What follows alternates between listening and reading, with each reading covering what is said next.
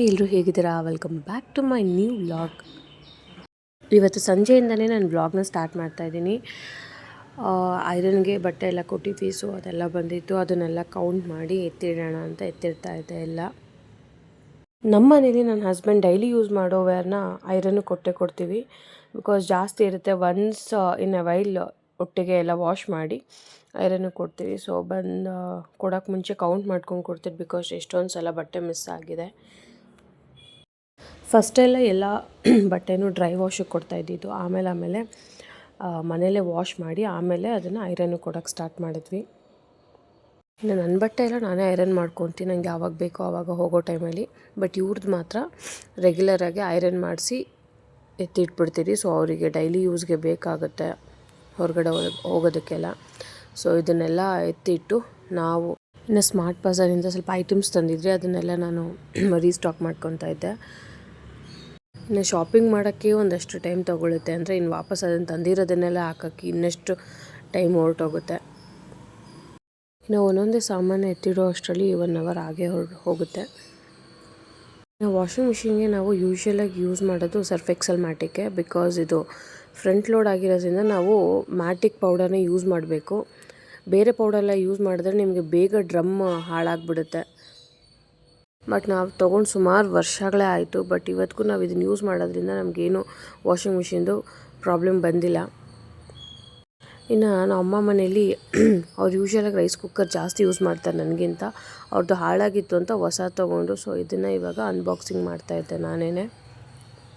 ಅವ್ರು ರೆಗ್ಯುಲರಾಗಿ ಯೂಸ್ ಮಾಡೋದ್ರಿಂದ ಅವ್ರದ್ದೇನೋ 2-3 ರಿಪೇರಿ ಆಗಿ ಆಲ್ಮೋಸ್ಟ್ ಅವ್ರು 2ನೇ ಚೇಂಜ್ ಮಾಡಿ ಇದು 3ನೇದಿದು. ಸೊ ಈ ಅನ್ಬಾಕ್ಸಿಂಗ್ ಮಾಡೋದ್ರಲ್ಲಿ ನನಗೇನೋ ಒಂಥರ ಖುಷಿ ಇರುತ್ತೆ ನೋಡೋದ್ರಲ್ಲಿ. ಸೊ ಇದು ಅವ್ರ ಮನೆಯದು, ನಾನು ಅದೇ ನೋಡ್ತಾ ಇದ್ದೆ ಯಾವ ಥರ ಇದೆ ಹೊಸದಿದು ಅಂತ. ಇವ್ರು ತೊಗೊಂಡಿರೋದು ಪಿಜನ್ದು, ಐ ಥಿಂಕ್ 1.8 ಲೀಟರ್ಸ್ದು ಇವ್ರು ತೊಗೊಂಡಿರೋದು.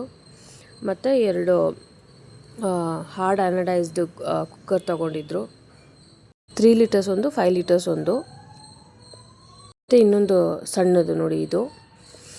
ಈಗ ನಮ್ಮ ಅಣ್ಣನ ಮಗಳಿರೋದ್ರಿಂದ ಅವಳಿಗೂ ಸ್ವಲ್ಪ ಈ ತರಕಾರಿ ರೈಸು ಈ ಥರದ್ದೆಲ್ಲ ಇನ್ನು ಸ್ಟಾರ್ಟ್ ಮಾಡಬೇಕಾಗತ್ತೆ ಅಂದ್ಬಿಟ್ಟು ಈ ಥರದ್ದು ಚಿಕ್ಕದು ತೊಗೊಂಡಿದ್ದಾರೆ. ಸೊ ಎಲ್ಲದಕ್ಕೂ ಯೂಸ್ ಆಗೋ ಥರ.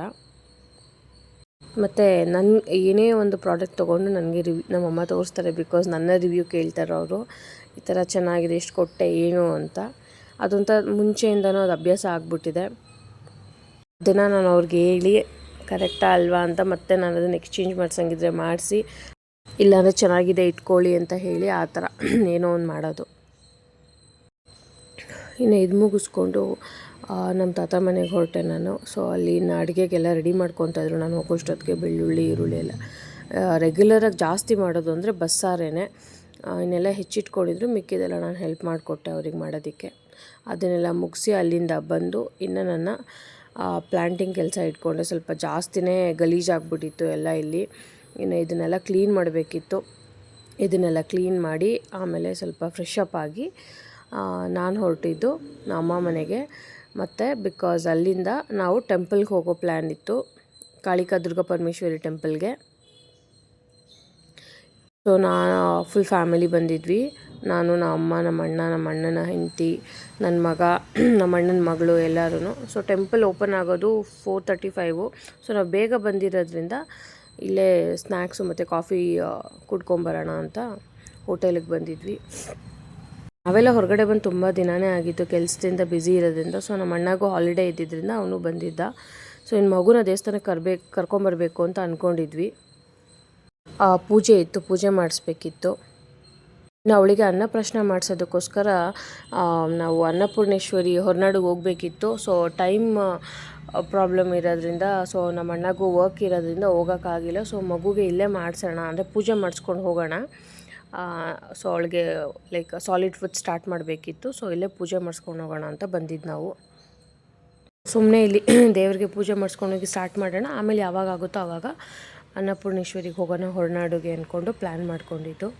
ಸೊ ನಾವು ಬೇಗ ಬಂದಿರೋದ್ರಿಂದ ಜನ ಯಾರೂ ಇರಲಿಲ್ಲ, ಇಲ್ಲಿ ಕಮ್ಮಿ ಇದ್ದರು ಜನ. ನಾವು ಇನ್ನು ಕ್ಯೂವಲ್ಲಿ ಹೋಗೋಕ್ಕೆ ಸ್ಟಾರ್ಟ್ ಮಾಡಿದ್ವಿ. ನಮ್ಮ ಅಣ್ಣ ದೀಪ ಹಚ್ಬಿಟ್ಟು ಬರ್ತೀನಿ ಅಂದ್ಬಿಟ್ಟು ಹೊರಟ.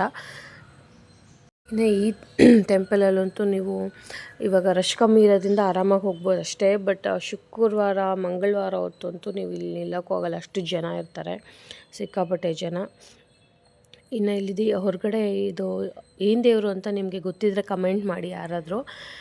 ಇದನ್ನು ಹೊರಗಡೆ ಏನೋ ಪೂಜೆ ಮಾಡ್ಸೋಕ್ಕೋಸ್ಕರ ತೊಗೊಂಡೋಗಿ ಇಡ್ತಾಯಿದ್ರು. ಸೊ ಬೇರೆ ಎಲ್ಲೋ ಜಾಗಕ್ಕೆ ತೊಗೊಂಡೋಗ್ಬೇಕಿತ್ತೇನೋ ಅವರು. ಇದು ಏನು ದೇವರು ಅಂತ ನನಗೂ ಗೊತ್ತಾಗಿಲ್ಲ. ನಮ್ಮ ಅಣ್ಣ ಹೇಳ್ದೆ ಏನೋ ಒಂದು ದೇವ್ರ ಹೆಸರು, ಬಟ್ ಮರ್ತೋಯ್ತು ನನಗೆ.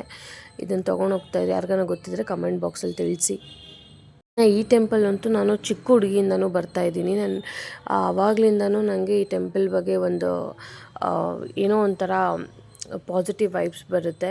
ನಾನಿಲ್ಲಿ ದುರ್ಗಾ ಪರಮೇಶ್ವರಿನ ಯಾವಾಗಲೂ ದುರ್ಗಮ್ಮ ಅಂತಲೇ ಕರೆಯೋದು. ಬಿಕಾಸ್ ಏನೇ ಒಂಥರ ಪೇಯ್ನ್ ಇದ್ರೂ ಖುಷಿ ಇದ್ರೂ ಇಲ್ಲಿ ಬಂದು ನಮಸ್ಕಾರ ಮಾಡ್ಕೊಂಡು ಪೂಜೆ ಮಾಡಿಸ್ಕೊಂಡು ಹೇಳ್ಬಿಡೋದು ಖಂಡಿತ ಆಗುತ್ತೆ ಅದು. ಸೊ ಅದು ನನ್ನದೊಂದು ಬಿಲೀಫು. ನೋಡಿರ್ಬೋದು ನನ್ನ ಬರ್ಡೇ ದಿವಸ, ಲಾಸ್ಟ್ ಇಯರ್ ಬರ್ಡೇಗೂ ಕೂಡ ನನ್ನ ಒಂದು ಡೇ ಸ್ಟಾರ್ಟ್ ಆಗಿದೆ ಇಲ್ಲಿಂದ. ಸೊ ಅವತ್ತಿಂದ ಎಲ್ಲನೂ ನಮಗೆ ಒಳ್ಳೆಯದೇ ಆಗ್ತಾಯಿದೆ.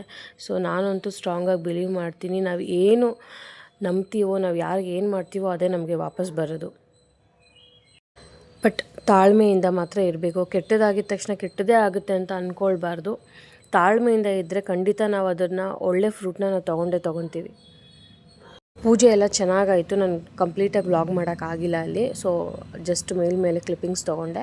ಅದು ಮುಗಿಸ್ಕೊಂಡು ನಾವು ಬಂದಿದ್ದು ಇಲ್ಲೇ ನಂಜಪ್ಪ ಸರ್ಕಲಲ್ಲಿ ಒಂದು ಎಕ್ಸಿಬಿಷನ್ ಥರ ಹಾಕಿದ್ರು.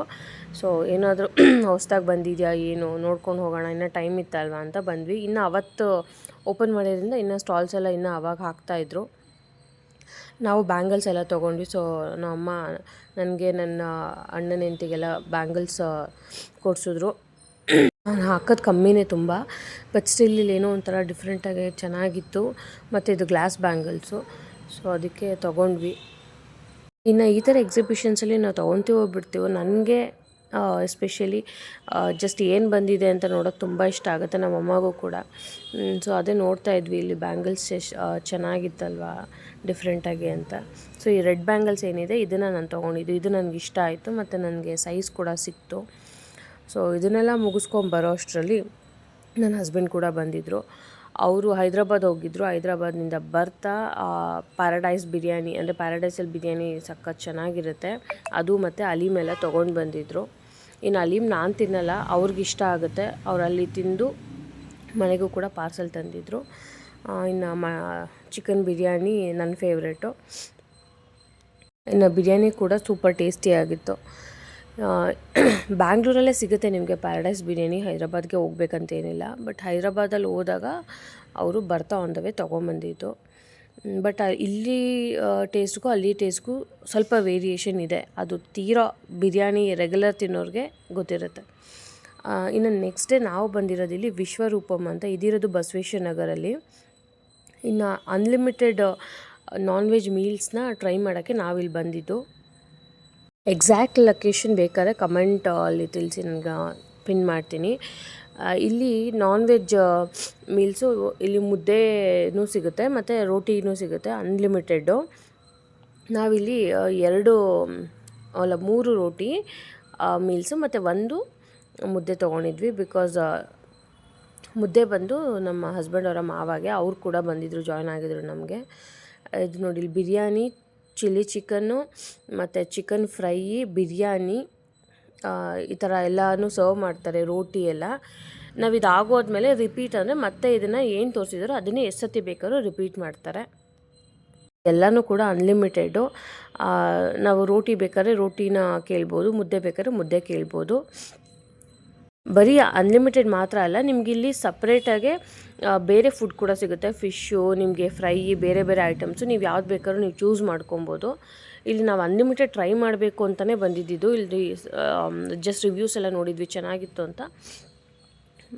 ಬಟ್ ಲೈಕ್ 50-50 ಅಂತ ಹೇಳ್ಬೋದು. ನನಗೆ ಸ್ವಲ್ಪ ಓಕೆ ಅನಿಸು, ಬಟ್ ನನ್ನ ಹಸ್ಬೆಂಡ್ಗೆ ತುಂಬ ಇಷ್ಟ ಆಯಿತು. ಇದು ಅಗೇನ್ ಇದು ಅವರವರ ಟೇಸ್ಟಿಗೆ ಬಿಟ್ಟಿದ್ದು.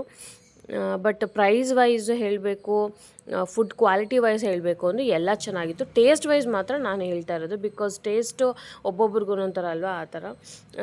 ಇಲ್ಲಿ ರೋಟಿ ಆದಮೇಲೆ ದೋಸೆ ಕೂಡ ಕೊಡ್ತಾರೆ. ದೋಸೆ ಕೂಡ ಬಿಸಿ ತೊಗೊಂಬಂದು ಹಾಕ್ತಾರೆ. ಮತ್ತು ಕಿಚನ್ ಕೂಡ ಇಷ್ಟು ಹೈಜಿನಿಕ್ಕಾಗಿ ಮೇಂಟೈನ್ ಮಾಡಿದ್ದಾರೆ. ಇನ್ನು ಊಟ ಎಲ್ಲ ಮುಗಿಸ್ಕೊಂಡು ನಾವಿಲ್ಲಿ ಸ್ವಲ್ಪ ಪಾರ್ಟಿದು ಎನ್ಕ್ವೈರಿ ಮಾಡ್ತಾಯಿದ್ವಿ. ಬಿಕಾಸ್ ಬೇರೆ ಎಷ್ಟೊಂದು ಜನಕ್ಕೆ ಬಂದರೆ ಇವರು ಆರ್ಗನೈಸ್ ಮಾಡ್ತಾರಾ ಅನ್ನೋ ಥರ ಸ್ವಲ್ಪ ಬೇಕಾಗಿತ್ತು ನಮಗೆ ಇನ್ಫಾರ್ಮೇಷನ್. ಅದನ್ನೆಲ್ಲ ತಿಳ್ಕೊಂಡು ನಾವಿನ್ನು ಮನೆ ಕಡೆ ಹೊರಟ್ವಿ. ಇನ್ನು ಇಲ್ಲಿಗೆ ಬಂದಮೇಲೆ ಅವನು ಅವ್ರ ದೊಡ್ಡಪ್ಪ ಮನೆಗೆ ಹೋಗ್ದಿರೋ ಅಂತೂ ಹೋಗಲ್ಲ. ಸೊ ಕಾರಲ್ಲಿ ಬಂದಿದ್ರು ಅವ್ರು ಆಲ್ರೆಡಿ ಅವ್ರ ಬೈಕಲ್ಲಿ ಹತ್ತಿ ಕುತ್ಕೊಂಡ್ಬಿಟ್ಟಿದ್ದ ಮನೆಗೆ ಹೋಗೋದಕ್ಕೆ. ಅವರು ಅಂದರೆ ಇವನಿಗೆ ಸಖತ್ ಇಷ್ಟ. ಇನ್ನು ನಾವು ಅವ್ರ ಮನೆಗೆ ಹೋಗಿ ಸ್ವಲ್ಪ ಟೈಮ್ ಸ್ಪೆಂಡ್ ಮಾಡಿ ಆಮೇಲೆ ಈವ್ನಿಂಗ್ ನಮ್ಮ ಮನೆ ಕಡೆ ಹೊರಟ್ವಿ.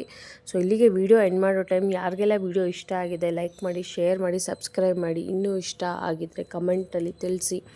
ಸೊ ಮತ್ತೆ ಹೊಸ ವಿಡಿಯೋ ಜೊತೆ ಸಿಗ್ತೀನಿ. Until then take care. ಎಲ್ರಿಗೂ bye. See you in the next vlog.